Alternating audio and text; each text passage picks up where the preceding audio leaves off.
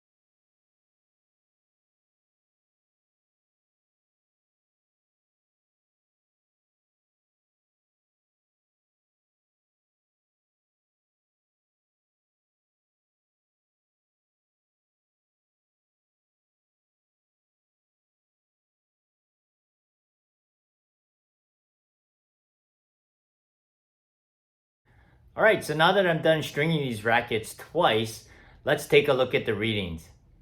All right, so let's first take a look at racket number 1. And this is the one that I strung in one piece and two piece.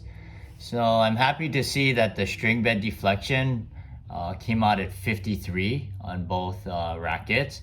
And on the ERT reading, it did come out at 51. So again, I was happy that those two matched. And on this third column, the string meter, although I don't feel the string meter is an accurate tool for measuring tension, what I did use it for, and I'll explain it on the second racket, is to see what the strings read at, individual strings. So this in the blue type here, this is all the mains that I measured, and the L stands for left.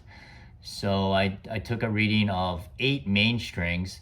4 on the left and 4 on the right, starting from the center going outwards. So you can see that there were different numbers here. And this B and the T and the red type, this is the bottom half of the string bed, and this is the top half. So these were measured on cross strings.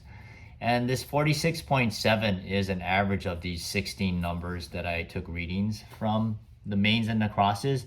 And same with this two-piece racket here. So you can see that these two numbers don't match, which I'm not too concerned about, but let me show you the second racket here.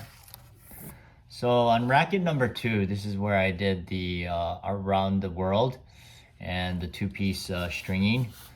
So again, it's a more open string pattern, so that's why this one came out a little bit lower on this racket. But again, they matched up at 52 on the string bed deflection and on the ERT at 48. So again, I'm happy that it did come out that way. And again, what I did is I did all those readings on the left and the right side, the bottom and the top. All right, so now let's focus more on racket number 2, and I have some highlighted stuff here, which I'll explain.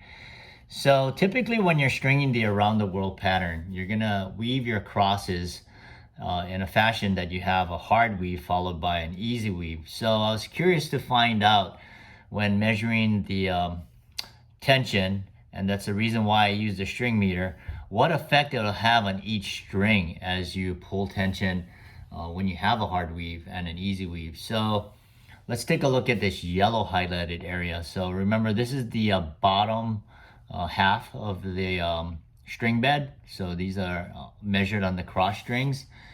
And so starting from the middle and working your way down to the throat, let's compare the around the world with the two-piece stringing. So you have a 39, 39, that's good. 39, 40, 40, 40. This one was a little odd, the 43, so I don't know if that was a fluke, but it didn't match the 40. But I'm pretty happy to see that these tensions, well, especially the around the world, stayed pretty consistent. It didn't come out high, low, and high, low, which in theory could have happened. So let's take a look at the blue type now. This is the top half of the string bed. And again, these two numbers we're going to compare 38, 38, 38, 38, 38, 38, and 37, 37. So again, I was happy to see that those two matched up.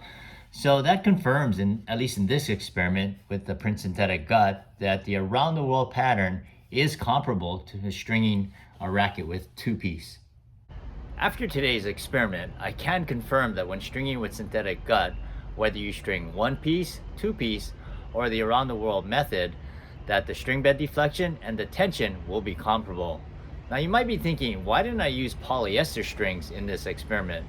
Well, in my opinion, it's a lot easier to handle a shorter length of string when dealing with polyester, so I'll typically string a two-piece. I hope that makes sense.